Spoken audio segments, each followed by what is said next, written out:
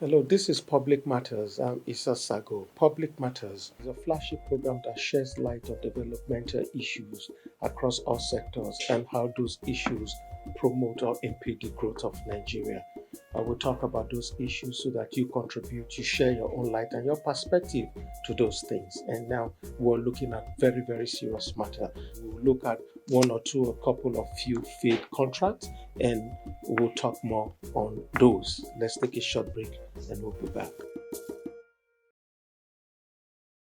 Welcome back. What are we looking at today? We're looking at Mambila Power Project, the contract for Mambila Power Project. This contract was awarded in 2003 by Dr. Olu Ogunloye. The doctor claimed that Obasanjo approved the contract. The Federal Executive Council sit down, approved the contract for power generation, transmission for the Mambila hydropower project, which is situated in Taraba State. You know, the Mambila Hydro project has been in the news for a very long time. Every now and then, the project, much money, plenty of funds just keep on going in there. It has turned to a very massive hole where they just go and drop money. Just they put money inside, and nothing is working. For 20 years, 20 years, I don't know how long it took Dubai to be what it is. Did it take Dubai 20 years to be what it is? But I don't know. So if Nigeria was spending money, on an island somewhere where there wasn't a home or even a building, I wonder what the 20 billion or $6 billion for a start. I mean, that place would have turned to something else. But of course, let me come back. Talking about Dr.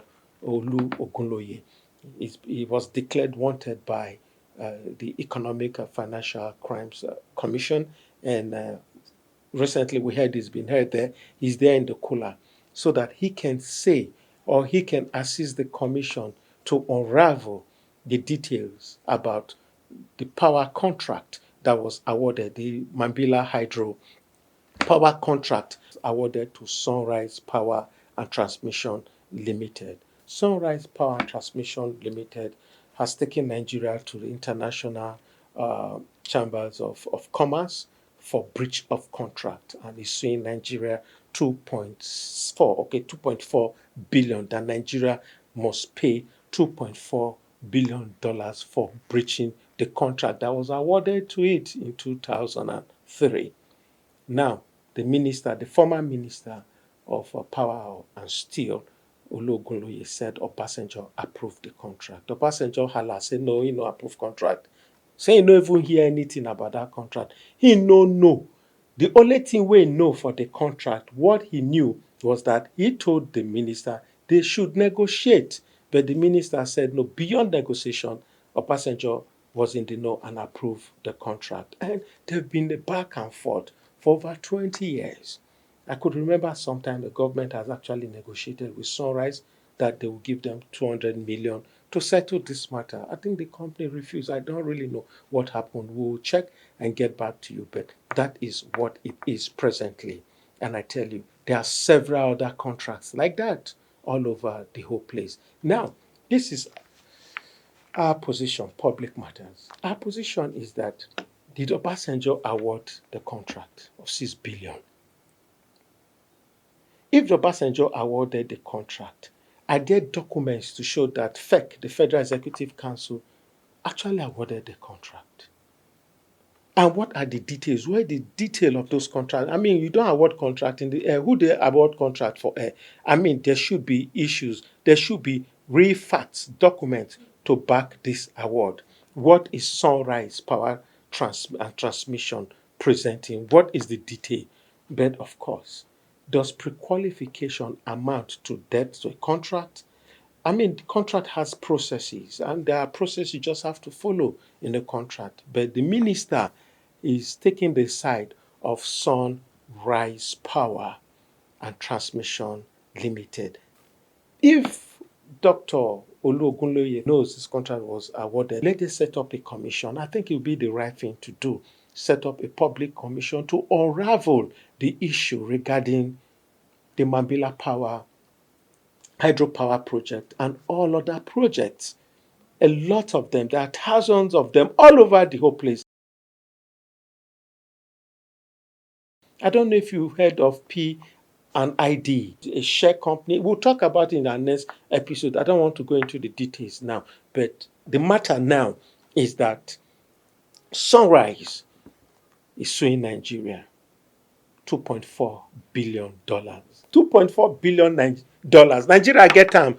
Nine life day the way they for our country today. Certainly it will not. It will change a lot. Do you know what $2.4 billion is all about? Yes, federal government awarded the contract. And Nigerians need to know what is happening in the power sector because a lot of things have gone in there. For over 20 years, it's been the issue of power generation, it's been the issue of power transmission, it's been the issue of power distribution, it's been the issue of power marketing, it's been a lot of things. And again, there is something that happened. They said Obasanjo awarded this contract.